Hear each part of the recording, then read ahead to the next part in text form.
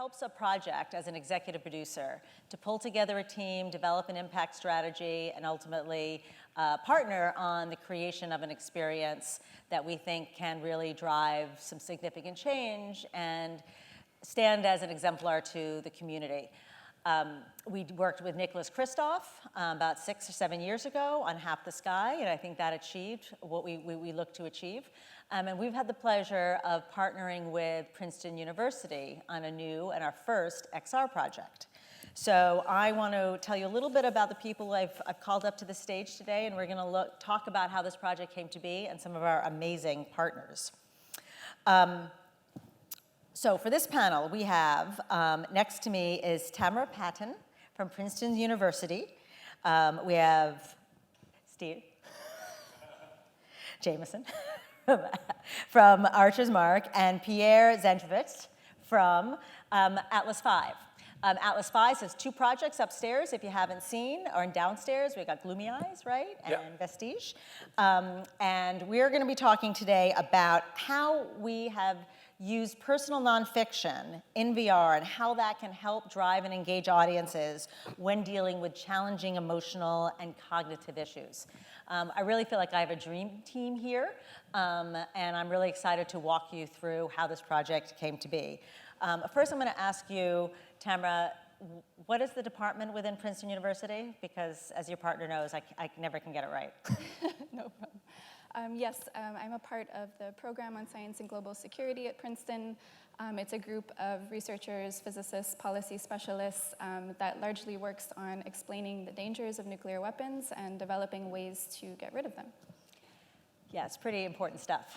And what I've learned through working with you and Alex Glazer at your team is enough to make me want to be an activist in this area. But it also could depress me and want to go and drink some vodka all night long. So that's one of the challenges we have, right? And how to talk about this issue and do it in a way that engages and motivates people to care about this issue and feel like they are empowered to do something. And as we embarked on this, we started, maybe it'll be helpful if you shared some kind of facts about what the issue is and contextualizing it, and then maybe we'll talk about what the approach is that we decided to take. Sure, absolutely. So in recent years, our group was drawn to the problem of storytelling around this issue, of storytelling around nuclear weapons, which is why we've had the opportunity to partner with Games for Change and these great guys.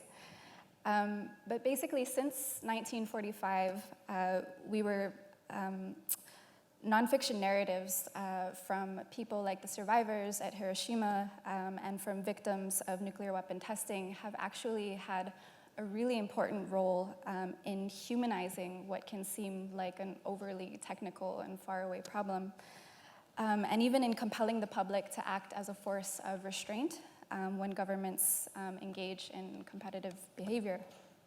But the problem is that as time passes, many of these stories continue to feel further and further away, and the public has become increasingly disengaged from the nuclear space. And you can see the effect of this, some examples up on the screen, where the tiniest dot on the left represents 1 explosive ton of TNT.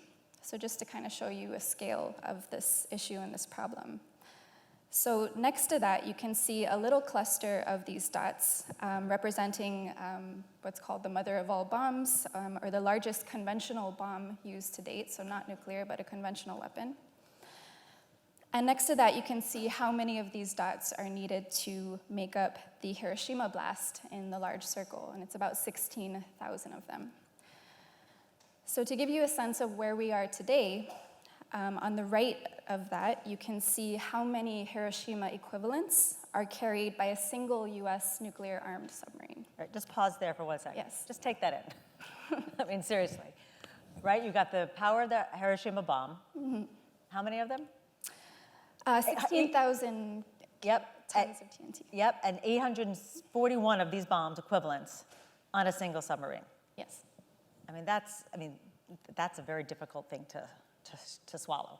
Yes, indeed. So to just bring it out a little further, in the US alone, there are 14 of these submarines in addition to the weapons based on land.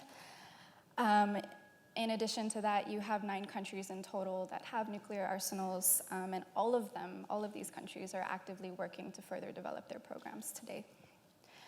And just to expand a little bit, if we can go to the next slide, another way to sort of picture this issue and to try to hold it in your minds is to try to zoom out from your seats a little bit and hover above Manhattan for a moment.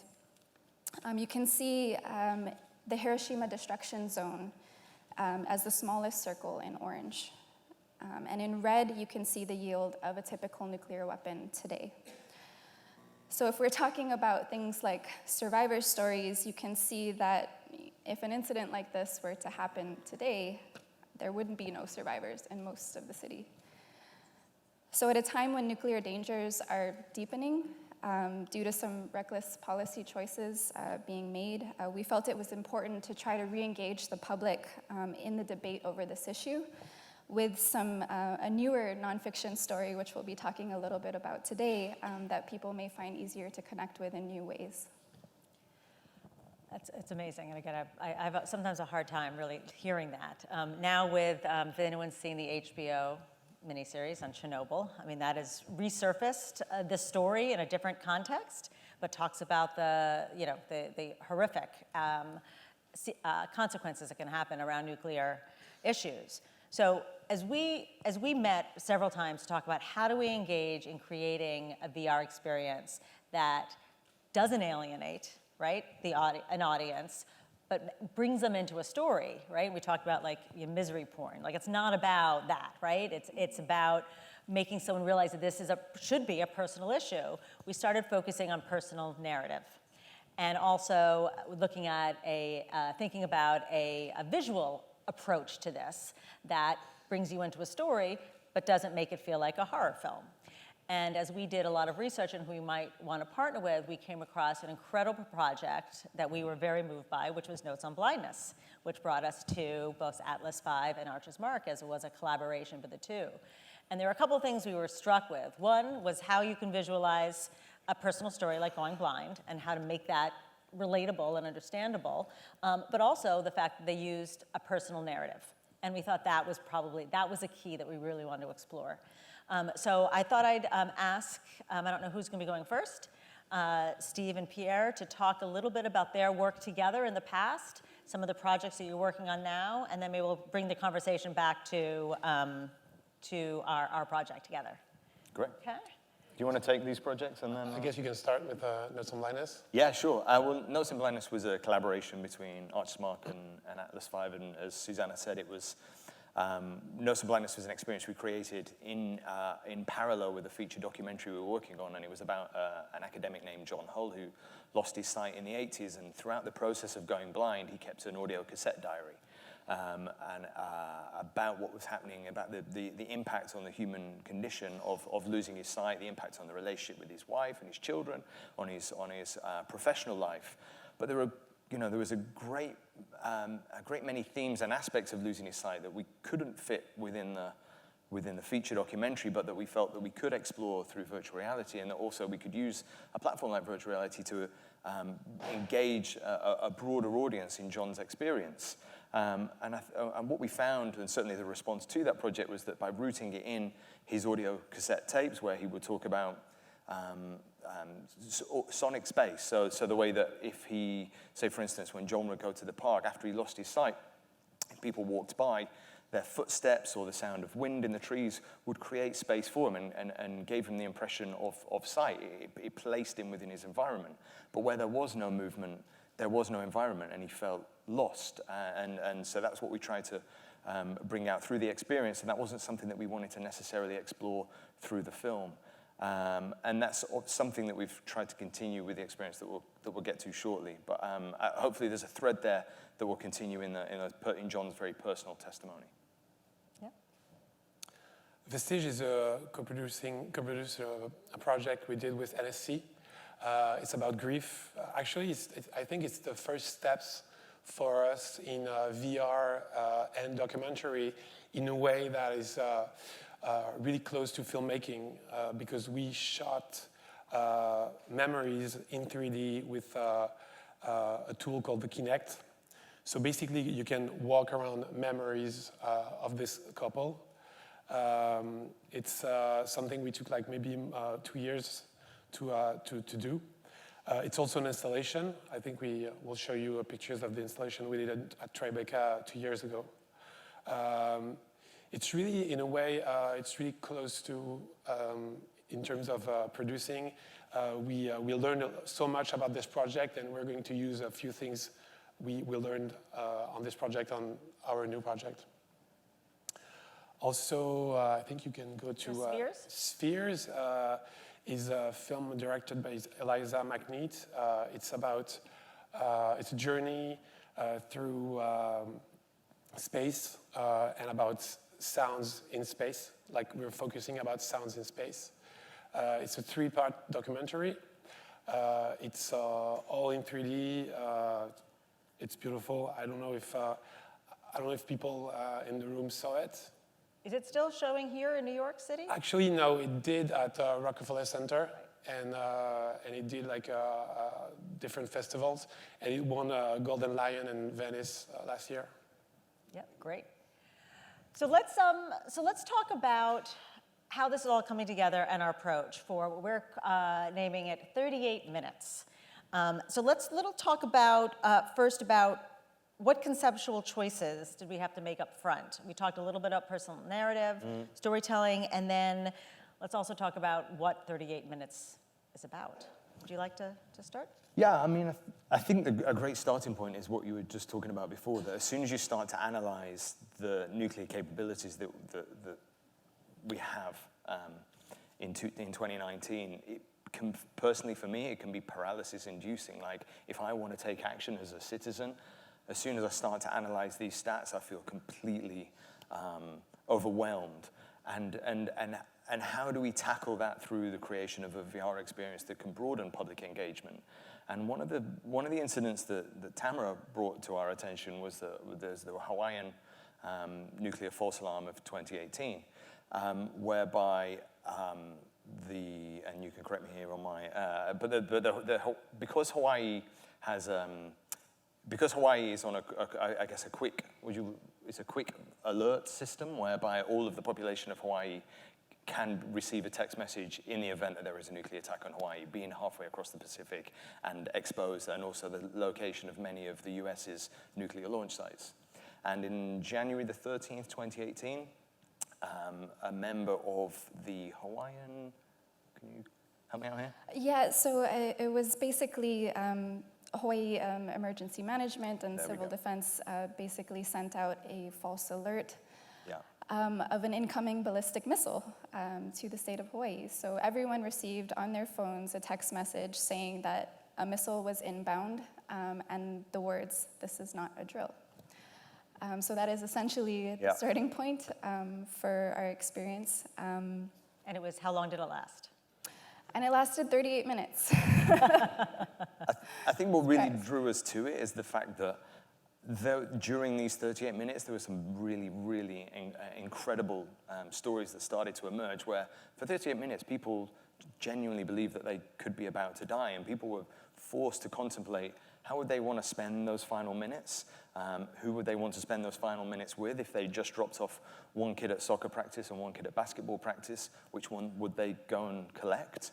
Would they try and get to a position of safety? People were lifting drain covers and dropping their kids down storm drains, or we've had had a conversation recently with a waitress who everybody cleared from the restaurant, but there was an old couple sat there who were unable to run anywhere.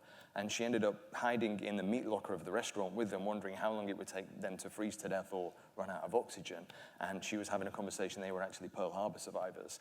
And all of these incredible testimonies started to come to light, and we decided that that should be the center of the experience, because actually I can respond to that emotionally. And if I can respond to that emotionally, then we can start to build in the wider context that Tamara mentioned before about the current nuclear capabilities. And then we can engage an audience so that they might then have a sense of how, as a citizen, they can take action to de-escalate nuclear. Before we take a look at a trailer, Pierre, can you talk a little bit about, or we can talk about this later, the visual approach, because we decided not to do hyperrealism, right? Yeah, I think we were looking for something the closest to reality. You know, in VR, most of the time we work in 3D with 3D elements. And I think we were looking for emotion in this project. And actually, when we talk about 38 minutes, sometimes we say it's a film, sometimes we say it's an experience. So it's really what we're looking for, it's something in between. It's something where, actually, you know, when I talk about VR with my mom, when she asks me, what do you do? What's your work? I'm like, you know, Mom, I do movie where you can walk in. And actually, 38 minutes is something like that. It's a film where you can move your body and you feel you're in front of what you're looking at. So, you know, it's powerful and really moving. So in terms of art direction, what we are looking for is something, so as I was saying, close to reality, but also something where we can cut from a scene to another. You know, in classical film, it's really easy to cut from a scene to another. In VR, it's really hard because, you know, it's like suddenly you're here and suddenly you're there, you know. So we're trying to create those smooth transition. So we're working on particles. So basically the whole movie is only particles, like characters, sets, everything is made out of particles. And this is how we're going to work on that project. Right. But I think, yeah, it's better to... Should we take a look at it and then we'll talk a bit more about the approach? No, it's great. All right, hopefully this works, guys.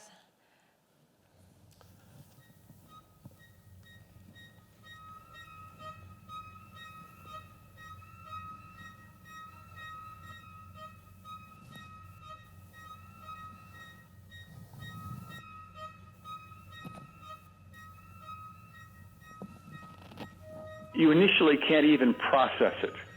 It's something you have to stare at for a moment and say, wait a minute, what is this?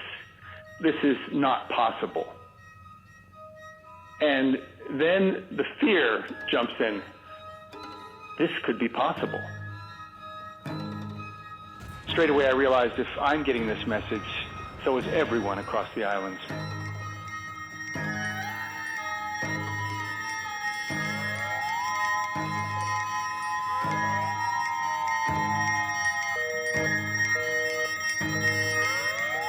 There was this impulse, first to be with loved ones. If people were with their kids, it was, where do we go to protect them? How do we protect them? Our girls are 7 miles away, and Bruce said, I don't know if this is real or not, but I need to be with them.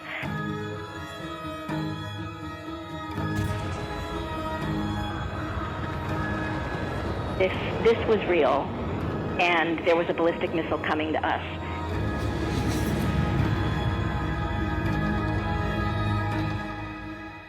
I would probably never see him again.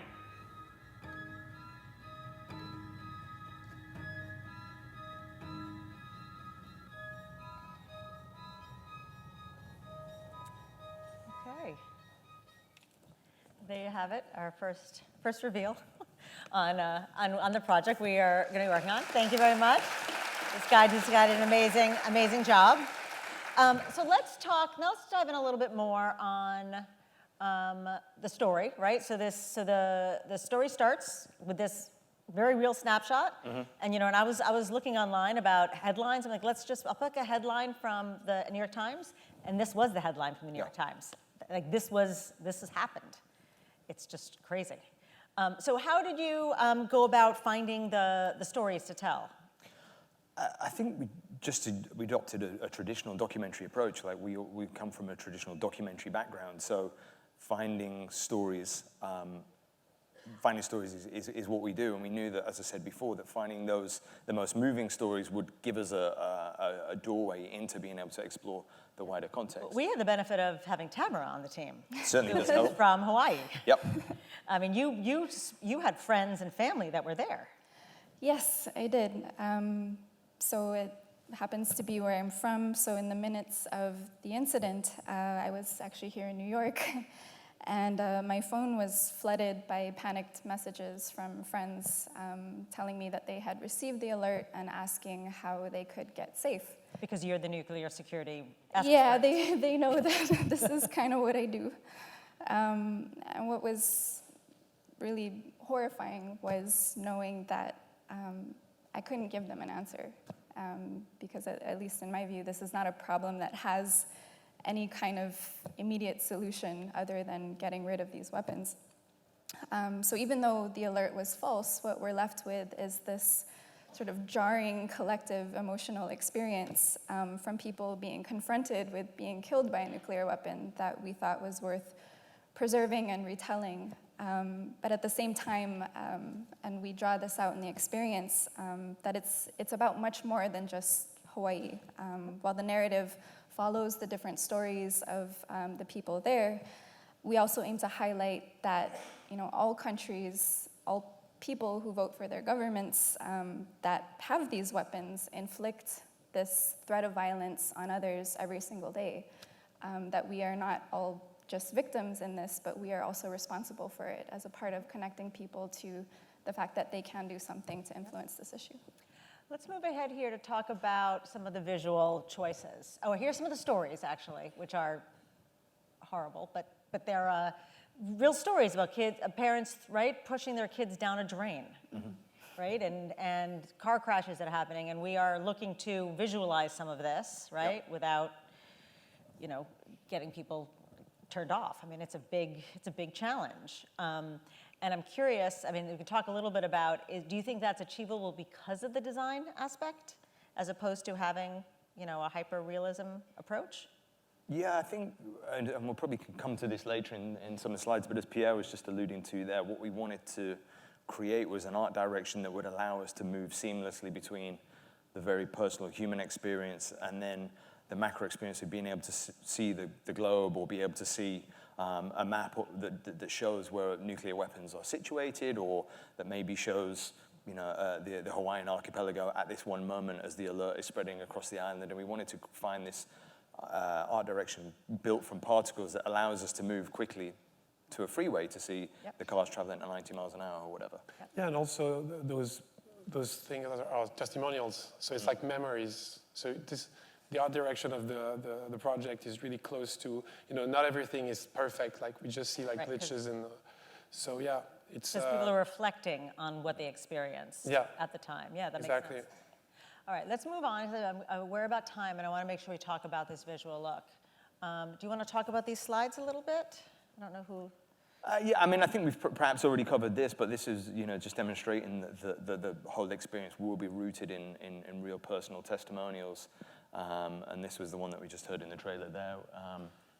And this was actually initially, rather than jumping straight to 38 minutes, we're creating a vertical slice, and we're just focusing on one couple and their experience, Cynthia Lazaroff and Bruce Allen. And we're really fortunate that we found these two citizens of Hawaii who also happen to be nuclear specialists in their own right. So they enabled us to reflect on the personal experience, but also some of this very detailed, broader stuff, which is sometimes harder to specify and unpack. And so that was a quote from Cynthia you saw a moment ago there about a near-death experience changing one. This is a video of the first test we did in a greenhouse, actually in Paris. And so yeah, it's a really, really quick test. And then you can skip to the next one? Yes, please. And then we started working on different types of particles. And actually on that slide, you can see the different of scale. You see a face and then you see an island. And yeah, this is the kind of transition we're looking for. You can switch to the next one. Yeah, and you have an example just in the corner. Yeah, so this is also what's great about it, is that you can move around exactly where you want. It's a 3D camera, so you can put the camera wherever you want, and also it means the audience can look from probably almost any point of view the scene. It's now a good time maybe to point out that the technology, the hardware we want to use to create the experience we don't actually have yet. And as Pierre was saying before, that they created Vestige using the the last Connect, and we're intending to make this experience using the next Connect, which we don't actually have in our possession yet. So, which is why we spent the last couple of months really working hard on the art direction so that we can deploy it when that latest hardware arrives. So all of the test scenes you've seen were built from stills, but the actual final experience we're going to build from, obviously, moving image using the Azure Connect. So let's talk about where we are with this project and what we hope to achieve with it. We always talk about impact and outcome goals, which is clearly what started this with Princeton. So I think on the next slide, we have a show, this is spheres, but it does represent the fact that we want this VR experience, to be more than or an XR experience, but it to become something that people can move outside of. Right? Can you talk a little bit about this? Yeah, this is a picture that of the installation of spheres in Montreal at the Phi Center.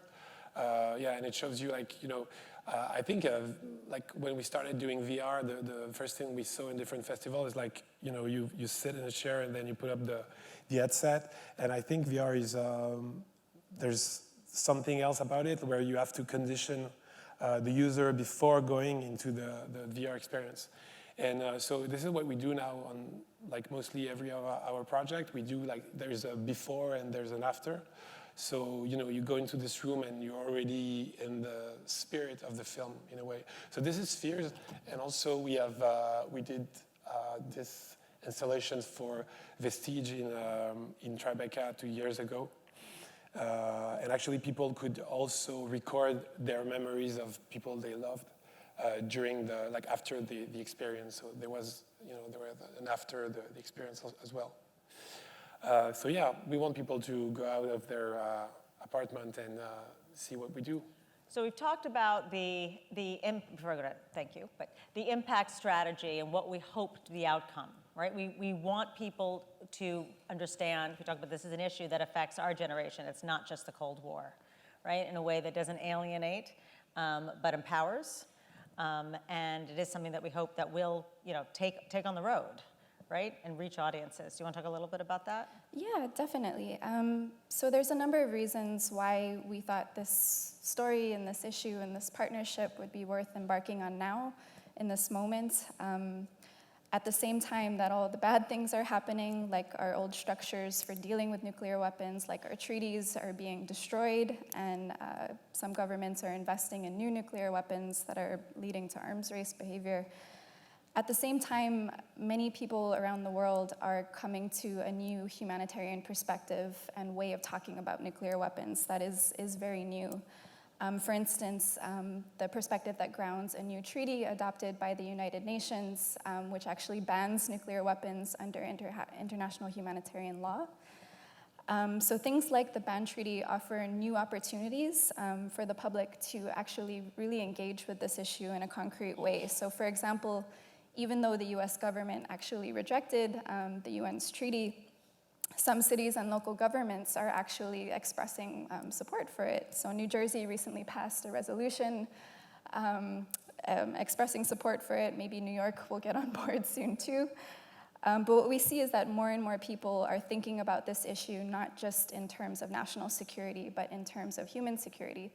So we thought that this storytelling approach and bringing in people's really human experiences will help to advance this new way of thinking. And also bring in some of the more, traditionally inaccessible issues. So with the location-based experience, we're able to show people, this beautiful experience, emotional experience created by our partners. At the same time, we're also able to show people that this is not just an ideal, that this is actually achievable. Sort of building out the experience to show that there are technologies, mechanisms, approaches, inspections, ways for governments to organize to actually achieve nuclear disarmament. So it's all coming together. Well, thank you. Thank you for sharing that, because I think we all agree in that vision, and we're all extremely excited to be and honored to be working on this project with Princeton University. So I think on that, I will end. Thank Pierre, Steve, Tamara. I'll thank myself, but I'm here. And if you want to hear more about the project, we will be around, and you definitely should check out Vestige and Gloomy Eyes. So thank you, and enjoy the rest of your afternoon. Thank you.